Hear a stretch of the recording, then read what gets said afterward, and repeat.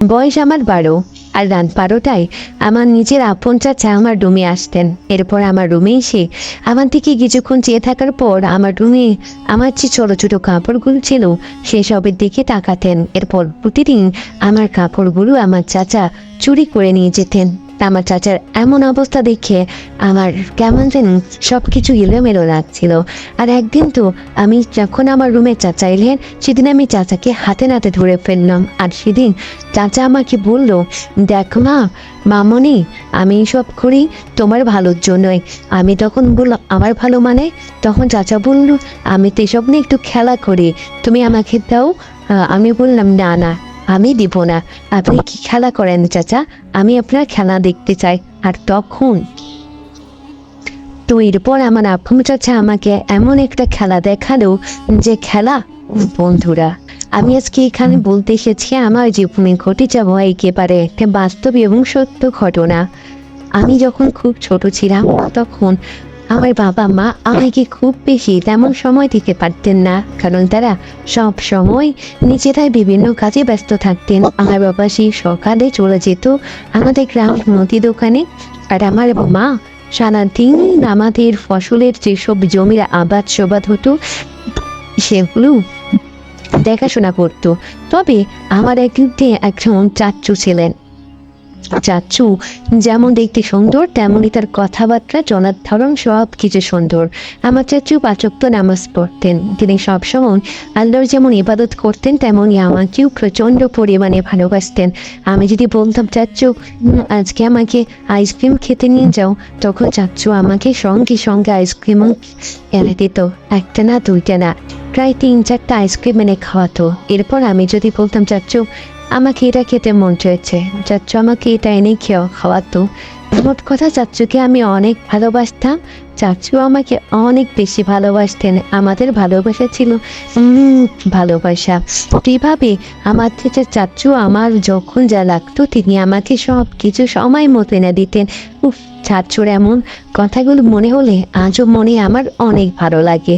তো ধীরে ধীরে আমি চাচ্চুর ভালোবাসায় বড় হচ্ছিলাম। আমার বাবা মা আমার কাছে যতটা না প্রিয়, তার থেকে আমার চাচ্চু আমার কাছে অনেক বেশি প্রিয়। কারণ আমি আমার জীবনের লাইফ পার্টনার এবং লাইফ সাপোর্টার হিসাবে আমার চাচ্চুকে পেয়েছিলাম। তাই চাচ্চুকে চাচ্চু আমার থেকে যা চাইতো আমি সাধ্য মতো তাই দেওয়ার চেষ্টা করতাম।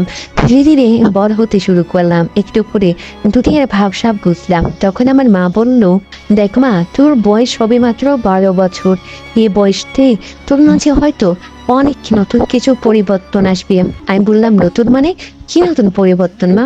তখন বলল, তোর শরীরে বিভিন্ন স্থানে লোম উঠবে, তোর কণ্ঠস্বর পাল্টে যাবে, তুই বেড়ে উঠবি, তোর এমন একটা জিনিস শুরু হবে, যখন শুরু হবে তখন আমি বলবো। এভাবে মা আমাকে অনেক কথাই বলতেন এবং বারবার বলতেন, ছেলেদের থেকে সাবধানে থাকবি। যেই ছেলেই হোক, তোর আপন বাবা, আপন চাচা, আপন খালু, আপন মামা, আপন নানা, আপন দাদা, যেই হোক না কেন, তুই তার থেকে সাবধানে থাকবি। আমি তখন বললাম, ঠিক আছে মা, তুমি যখন বলছো আমি সাবধানে থাকবো, যথা নিয়মে সাবধানে থাকবো। তো বলতেছে, হ্যাঁ হ্যাঁ, সাবধানে থাকবি, তাহলেই হবে।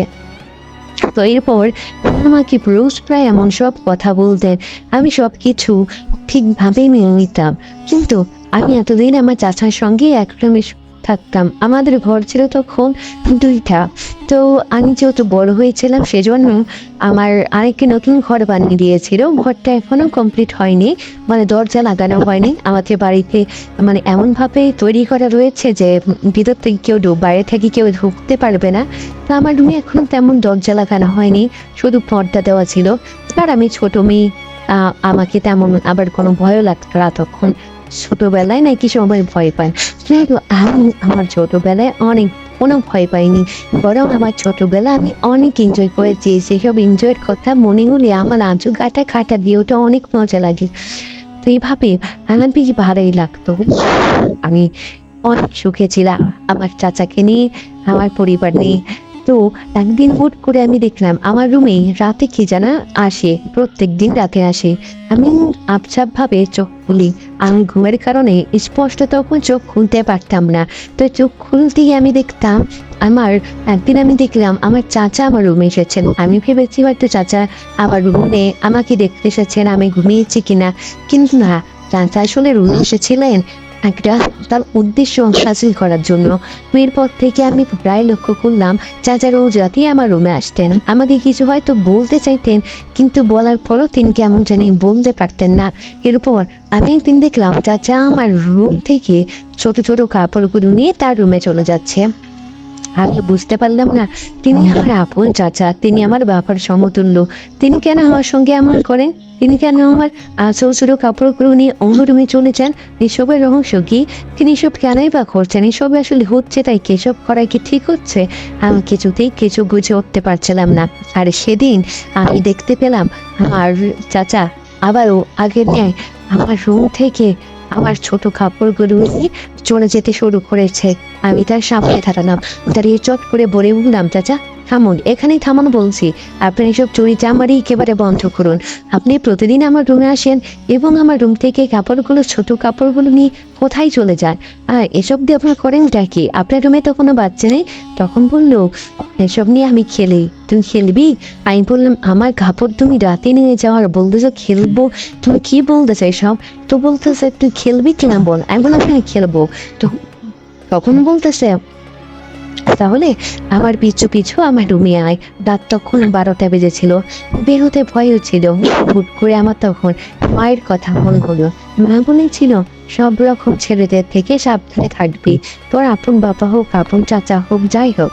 কিন্তু সেই সময় মায়ের কথা মনে হলো। মায়ের কথা তেমন আমার মনে প্রভাব ফেলেনি। আমার মায়ের কথা বাদ দিয়ে সোজাই চলে গেলাম আমার চাচার রুমে। এরপর এক পা দুপা ঘুরে যখন আমি চাচার রুমে গেলাম, তখন আমি যেটা দেখলাম সেইটা দেখে আমার অন্তরাত্মা পর্যন্ত কেঁপে উঠতে শুরু করেছে। যেন না, আমি তখন দেখলাম চাচার রুমে ফুটফুটে একটা সন্তান রয়েছে, একটা মেয়ে বাচ্চা। আমি সঙ্গে সঙ্গে গিয়ে মেয়েটাকে জড়িয়ে ধরে বললাম, চাচা এটা কার মেয়ে? তখন চাচা বললো, আমার মেয়ে। আমি বললাম, তোমার মেয়ে? তুমি বিয়ে করেছো? এই যে তোমার মেয়ে হবে? তখন বললো, শোনো মা, এই একটা গোপন কথা বলি, আমি পাশের বাসার যে রহিমা আছে তাকে বিয়ে করছি। আমি বললাম, তাকে বিয়ে করছো কিন্তু আমাদের বাসায় কেউ জানে না? বলতেছেন না। আর কদিন আগে তো তুই শুনলি রহিমা প্রেগনেন্ট এবং বাচ্চা হয়েছে, সে বাচ্চাটা আমারই। ওর পরিবারের, রহিমার পরিবারের সবাই জানে, কিন্তু আমার পরিবারের কেউ জানে না। তোর বাপকে বলার আমার সাহস হয়নি মা। তো চাচুর এই কথা শুনে আমি বাচ্চাটার মুখের দিকে তাকিয়ে বললাম, ঠিক আছে চাচা, তুমি কাপড়গুলো তোমার মেয়েকে পরাও। তো এরপর আমার চাচা তার মেয়ের জন্য কাপড়গুলো পরালো এবং আমি বাইরে এসে সবাইকে বললাম, শুনেন আমার চাচা এমনটা করেছে, সবাই ক্ষমা করে দিন মা বাবা প্লিজ, তোমাদের থেকে তো আমি কোনোদিন কিছু চাইনি, আজকে চাচ্ছি। আজকের কথাটা তোমরা শোনো, চাচাকে ক্ষমা করে দাও এবং তার বিয়েটা মেনে নাও। তো সেদিন আশ্চর্যজনকভাবে আমার বাবা আমার কথা শুনে চাচার বিয়েটা মেনে নিয়েছিলেন।